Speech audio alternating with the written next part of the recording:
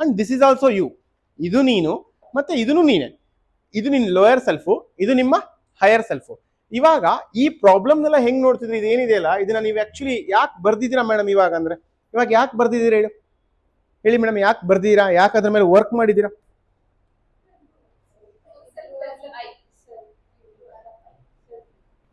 Because higher self ಇದ ಯೋಚನೆ ಮಾಡಿದಿರಾ, ಅದಕ್ಕೆ ಇದನ್ನ ಒಪ್ಕೊಳಕ್ ರೆಡಿ ಇದ್ದೀರಾ.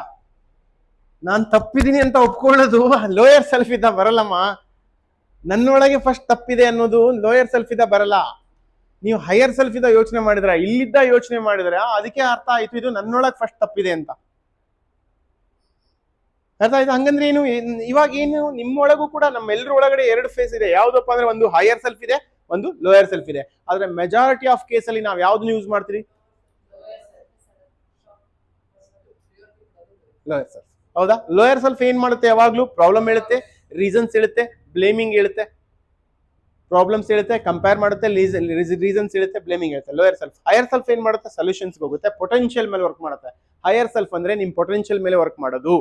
ಲೋಯರ್ ಸೆಲ್ಫ್ ಅಂದ್ರೆ ನಿಮ್ಮ ಪ್ರಾಬ್ಲಮ್ ಇಟ್ಕೊಂಡು ರೀಸನ್ಸ್ ನ ಹೇಳ್ತಾ ಕುತ್ಕೊಳ್ಳೋದು. So this is also you and this is also you. So higher self ಇರೋರು ಲೋಯರ್ ಸೆಲ್ಫಿಗೆ ಹೋಗ್ಬೇಕು.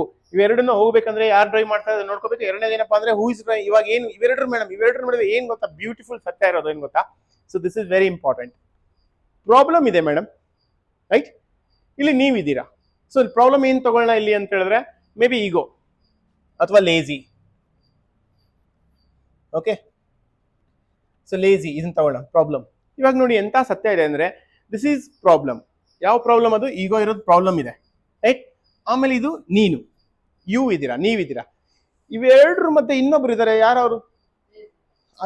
ಅವೆರಡ್ರು, ದಟ್ ಈಸ್ ಕಾಲ್ಡ್ ಅವೇರ್ನೆಸ್.